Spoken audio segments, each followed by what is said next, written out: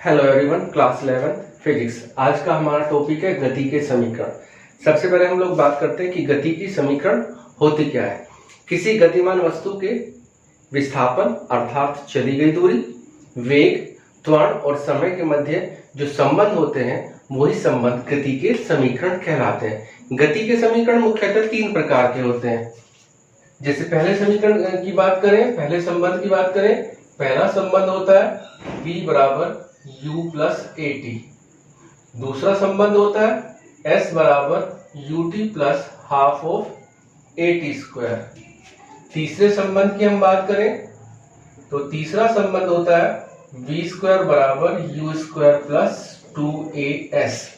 यहाँ पे अगर हम लोग बात करें v u क्या चीज है तो v और u वेग को प्रदर्शित कर रहे हैं। अगर हम बात करें a की तो a यहाँ पे क्या है, त्वरण है, और t यहाँ पे क्या है, समय है। उसी तरीके से s क्या है, विस्थापन या दूरी, u प्रारंभिक वेग, t समय और a त्वरण। अब हम इन गति के तीनों समीकरणों को प्राप्त करेंगे। गति के तीनों समीकरणों को प्राप्त करने की कई सारी विधि है। सबसे एक होती है गणितीय विधि, एक होती है ग्राफीय विधि और तीसरी होती है कलन विधि। आज हम लोग गणितीय विधि द्वारा गति के समीकरणों को प्राप्त करेंगे। देखते हैं किस तरीके से गति के समीकरण ये तीनों हमें प्राप्त होते हैं। सबसे पहले हम बात कर रहे हैं प्रथम समीकरण की। प्रथम समीकरण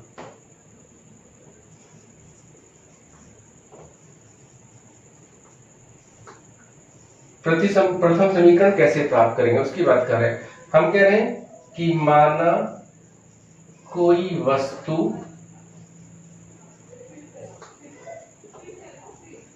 प्रारंभिक वेग u से गतिमान है। यानी कोई वस्तु कितने वेग से चल रही है, शुरू में उसका वेग कितना है, u है। t समय के बाद वस्तु का वेग बढ़कर v हो जाता है। यानी शुरू में वो u वेग से चल रही थी, t समय के बाद उसका वेग कितना हो गया, v हो गया। अतः वस्तु में त्वरण, अगर हम बात करें वस्तु में त्वरण तो त्वरण को आपको पता है किससे प्रदर्शित करते हैं, a से। त्वरण क्या होता है, त्वरण होता है वेग परिवर्तन की दर। शुरू में वेग कितना था, u, बाद में वेग कितना हो गया, v। तो वेग परिवर्तन यानी वेग का अंतर कितना हो गया, v माइनस u। और कितने समय में ये बदल रहा है, t समय में। क्रॉस मल्टीप्लाई कर दीजिए, at बराबर कितना हो गया, v माइनस u। u को इधर लेके जाएंगे, माइनस का चिन्ह है, किसमें बदल जाएगा, प्लस के चिन्ह में। तो संबंध आ गया v बराबर u प्लस at। और ये गति का पहला समीकरण है जो हमने प्राप्त कर लिया, v बराबर u प्लस at। अब हम लोग बात करते हैं गति के दूसरे समीकरण की। हम लिख रहे हैं यहाँ पे द्वितीय समीकरण। दूसरा समीकरण कैसे, आप देख रहे हैं दूसरे समीकरण में क्या आ रहा है, s भी आ रहा है। s यानी दूरी, या दूरी को निश्चित दिशा में लेंगे तो वो क्या बन जाएगा, विस्थापन। इसमें लिखते हैं कि माना कोई गतिमान वस्तु प्रारंभिक वेग u से गतिमान है। t समय पश्चात वस्तु का वेग बढ़कर v हो जाता है। यदि वस्तु द्वारा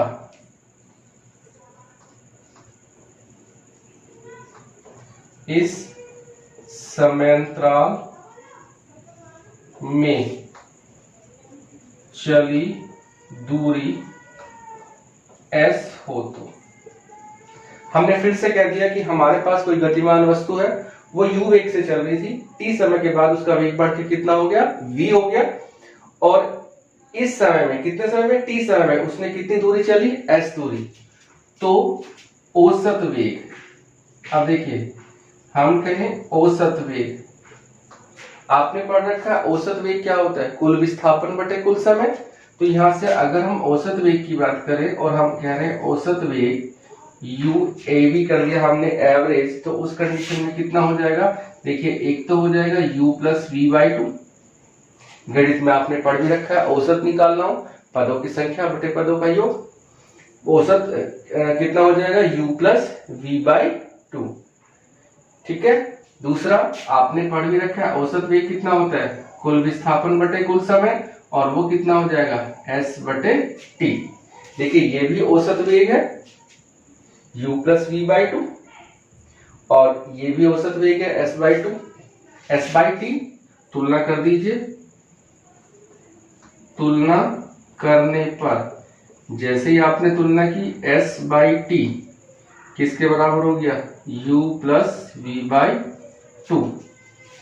ठीक है, आपने अभी गति की पहली समीकरण पढ़ी थी, परंतु v किसके बराबर होता है, u plus a T. v किसके बराबर है, u प्लस ए टी, मान रख दीजिए। तो इस प्रकार कितना हो जाएगा, s बटे टी किसके बराबर हो गया, u प्लस, और v कितना हो गया, u प्लस ए टी, और डिवाइडेड बाय टू, s बटे टी कितना हो गया, 2u plus a T by two. देखिए t से मल्टीप्लाई किया तो s कितना हो गया, 2ut plus a T square और बटे 2। तो s बराबर हो गया ut प्लस a बटा 2 ए टी स्क्वायर, और यही हमारा गति का दूसरा समीकरण है। एक बार फिर से इसको समझा देते हैं, गति के दूसरे समीकरण को जल्दी जल्दी से। हमने कहा हमारे पास कोई गतिमान वस्तु है, शुरू में उसका वेग कितना है, u है, t समय के बाद, t समय के बाद उसका वेग कितना हो गया, v, और इतने ही समय में यानी t समय में वस्तु कितनी दूर चली गई, s दूरी उसने कवर कर ली, तय कर ली। हमने कहा औसत वेग निकालिए, पहले वेग कितना था u, बाद में वेग कितना था v, तो उसका औसत कितना हो जाएगा, u plus v by two. उसके साथ साथ हमने औसत वेग पढ़ रखा है, कुल विस्थापन बटे समय होता है, कुल विस्थापन कुल दूरी कितनी है, s बटे t। ये भी औसत वेग है, ये भी औसत वेग है, दोनों की तुलना कर दी, दोनों को बराबर कर दिया। परंतु गति की पहली समीकरण से हम जानते हैं v बराबर कितना होता है, u प्लस ए टी। तो v के स्थान पे हमने क्या लिख दिया, u plus a T, u plus u कितना हो गया, 2u प्लस ए टी बटे 2, क्रॉस मल्टीप्लाई कर दी पहले t से, तो कितना हो गया s 2ut plus a T square बटे 2, और उसके बाद 2 से जब हमने इसको डिवाइड किया तो s बराबर कितना हो गया, ut plus half of A T square. तो ये था गति का द्वितीय समीकरण। अब हम लोग बात करते हैं गति की तृतीय समीकरण की। ये है गति की तीसरी समीकरण। भाषा फिर से ऐसे ही लिखेंगे, मैं लिख देता हूं, चलिए, कि माना कोई वस्तु u वेग से गति प्रारंभ करती है, u वेग से चलना शुरू करती है, a त्वरण के अंतर्गत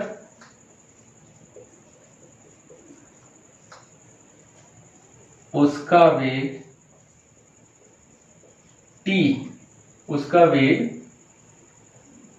t समय में बढ़कर, देखिए वैसे भी हम वेग की बात जब हम कर रहे हैं तो वेग का मतलब तो क्या होता है, वृद्धि से ही होता है, v हो जाता है, वह वस्तु इस समय अंतराल में s दूरी तय करती है। कितनी दूरी तय करती है वस्तु? s दूरी तय करती है। अब हमें तीसरी समीकरण प्राप्त करनी जो कि कितनी है? v स्क्वायर बराबर u स्क्वायर प्लस 2as है। अतः हम कह रहे हैं गति की प्रथम समीकरण से, गति की पहली समीकरण हमने पढ़ी v बराबर कितना होता है? u प्लस at, दोनों ओर का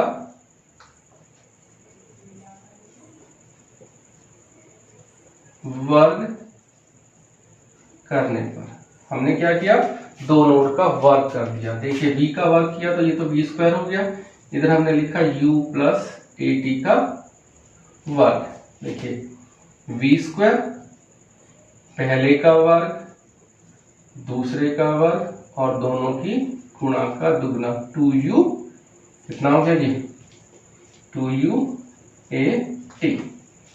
देखिए यहाँ पे v स्क्वायर बराबर हमने क्या किया यहां से, अब देखिए ये था u स्क्वायर ऐसे ले लिया। अब इन लास्ट के वाले पदों की बात कर रहे हैं, इसमें से हमने 2a कॉमन ले लिया। अब जब हम 2a कॉमन ले, देखिए लास्ट वाले से हमने 2a कॉमन ले लिया तो कितना बचा लास्ट वाले पद में? ut, और ये था a स्क्वायर t स्क्वायर, और इसमें से हमने क्या लिया? देखिए यहाँ पे बता रहे थे a स्क्वायर t स्क्वायर लिया, और इसमें से कॉमन कितना लिया था? 2a, यानी 2a से इसको क्या किया? भाग किया, तो a से a कैंसिल हो गया, at स्क्वायर, और साथ में क्या बचा? 1/2 at स्क्वायर। अब ये ut प्लस 1/2 at स्क्वायर किसके बराबर होता है? गति की दूसरी समीकरण में ut प्लस 1/2 at स्क्वायर किसके बराबर होता है? s के। तो यहां से v स्क्वायर बराबर कितना हो गया? u square plus 2as। ये हमारी गति की तीसरी समीकरण है। इस तरीके से गणितीय विधि से हमने गति की तीनों समीकरणों को प्राप्त किया, जो कि कौन कौन सी है? पहली है v स्क्वायर बराबर u स्क्वायर प्लस at, दूसरी है s बराबर ut plus half of at square, तीसरी है v स्क्वायर बराबर u स्क्वायर प्लस 2as। ये गणितीय विधि थी। अब हम लोग एक और समीकरण का निगमन करेंगे जो है विशेष समय या टीवे सेकंड में चली गई दूरी का समीकरण। अब सबसे पहले तो ये बात कर ले टीवे सेकंड में चली गई दूरी का मतलब क्या होता है। इसको हम विशेष समय या विशेष सेकंड भी बोलते हैं। कैसे इस चीज को समझे? मान लीजिए हम कह रहे हैं कि कोई वस्तु 10 सेकंड में 50 मीटर चलती है। देखिए हमने बोला 10 सेकंड में 50 मीटर चलती है, ठीक है।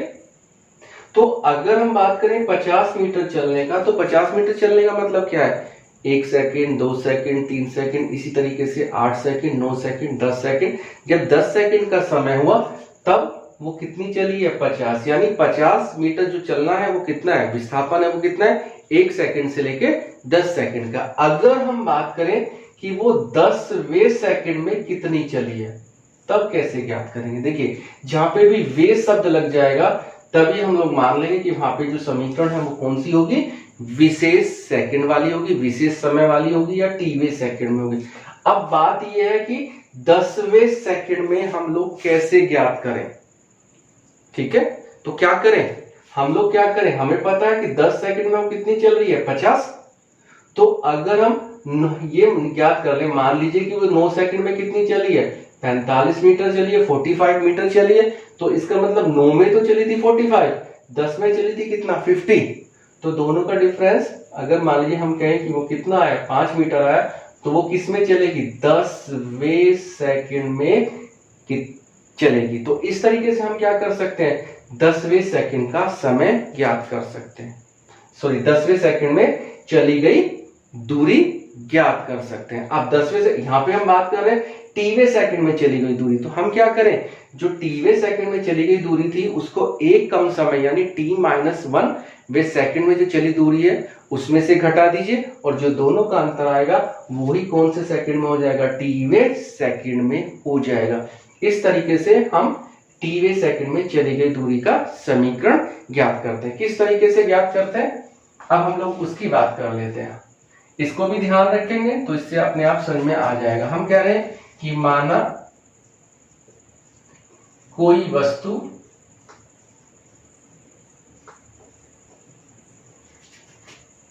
प्रारंभिक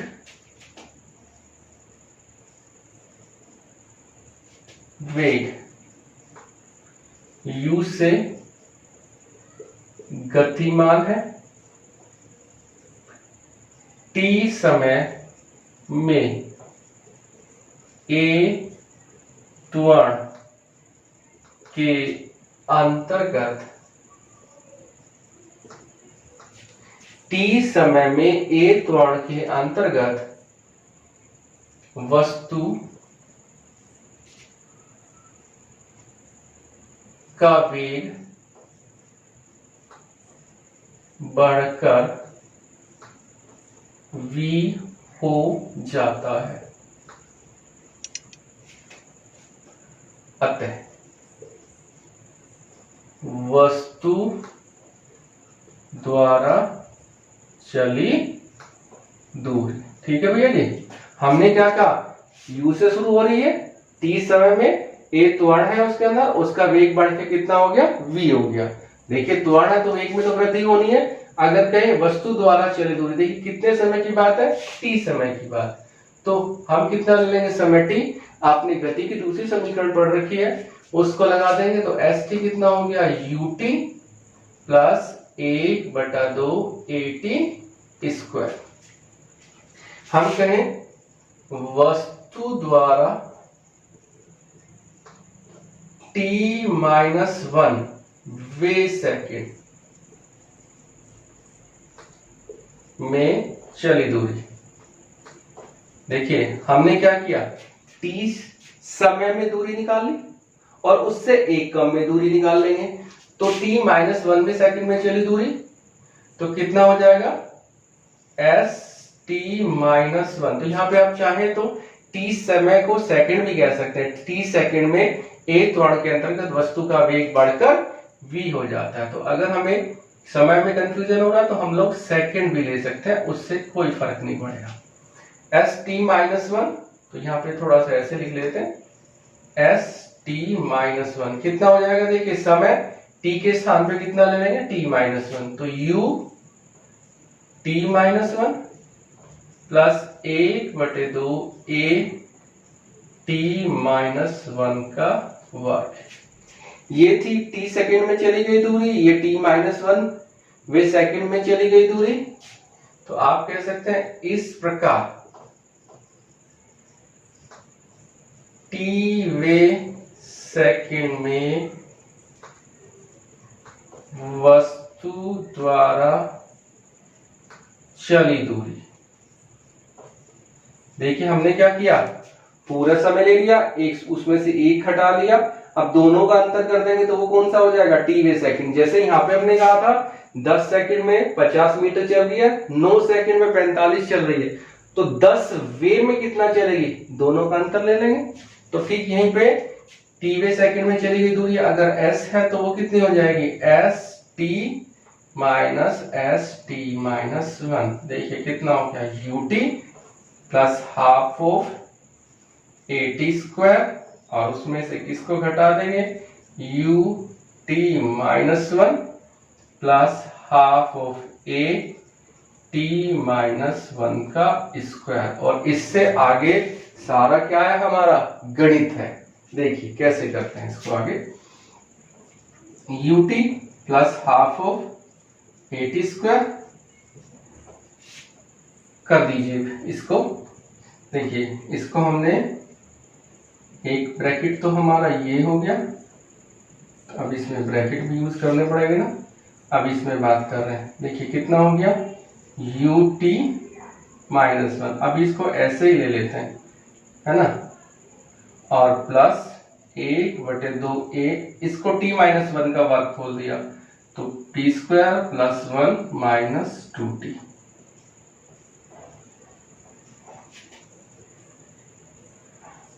ठीक है जी, इसको तो फिर से ऐसे लिखेंगे, ut plus half of at square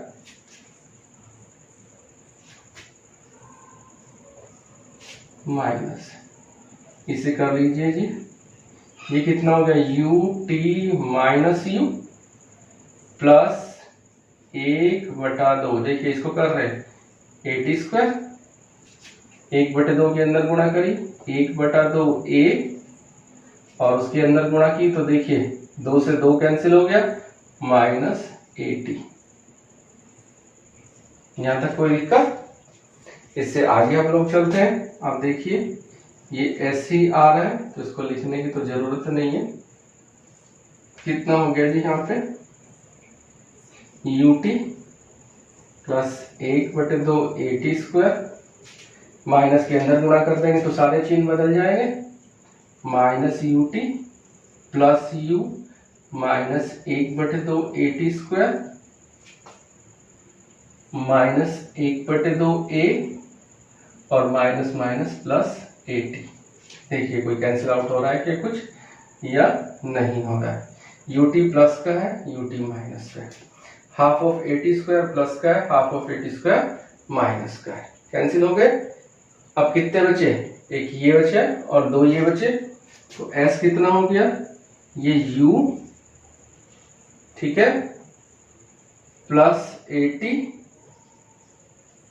minus half of a. 3 पद बचे।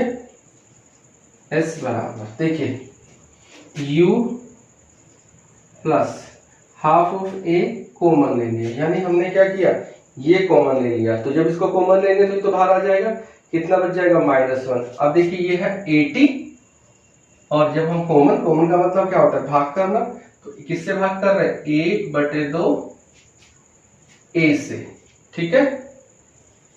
तो a से तो a कैंसिल हो गया और 2 कहां चला गया ऊपर, तो कितना बच गया 2t आ गया। तो कितना हो जाएगा हाफ ऑफ a, तो इधर कितना आ गया 2t -1। तो ये विशेष सेकंड में चली गई दूरी का सूत्र होता है s बराबर u plus half of a 2t -1। एक बार फिर से इसको समझा देते हैं क्योंकि ये भी बड़ा इंपॉर्टेंट है, न्यूमेरिकल में ज्यादा यूज होता है और एग्जाम में थ्योरी में भी आ जाता है। विशेष समय यानी टीवे सेकंड में चली गई दूरी का समीकरण। हमने कहा हमारे पास कोई वस्तु है u वेग से गतिमान है, t समय में t सेकंड में एक त्वरण के अंतर्गत उसका वेग बढ़ के कितना हो गया v और उसने कितनी दूरी चली। देखिए t सेकंड की बात है तो हमने st दूरी ले ली, t समय हुआ है तो ut plus half of A T square. हमने कहा t में से 1 सेकंड कम कर दे यानी t -1 सेकंड में वो कितनी चलेगी, तो t के स्थान पे हमने क्या ले लिया t -1, तो ut -1 plus half of A t -1 का वर्ग। अब t वे सेकंड में देखिए t समय में चलती है इतना, उससे 1 सेकंड कम समय में कितना चलती है इतना, तो t सेकंड में कितना चलेगी, दोनों का अंतर st माइनस st -1। यहाँ पे घटाया, सबसे पहले हमने क्या किया इसका वर्ग खोल दिया, जब वर्ग खोलेंगे तो T square plus 1 minus 2t और उसके बाद तो रेस्ट की अगर हम बात करें ये सारा कुछ गणितीय है, गणित है इसमें, तो आप इसको आसानी से समझ सकते हैं। और जो मेन कंसेप्ट है वो मेन कंसेप्ट ये है, इससे आपको और समझ में आ जाएगा कि हमने 1 सेकंड कम में चली दूरी क्यों ज्ञात की है। ये था हमारा टीवे सेकंड में चली गई दूरी का समीकरण। बड़ा ही इंपॉर्टेंट है न्यूमेरिकल के पर्पज से, आप लोग इसको अच्छी तरीके से तैयार कर लेंगे।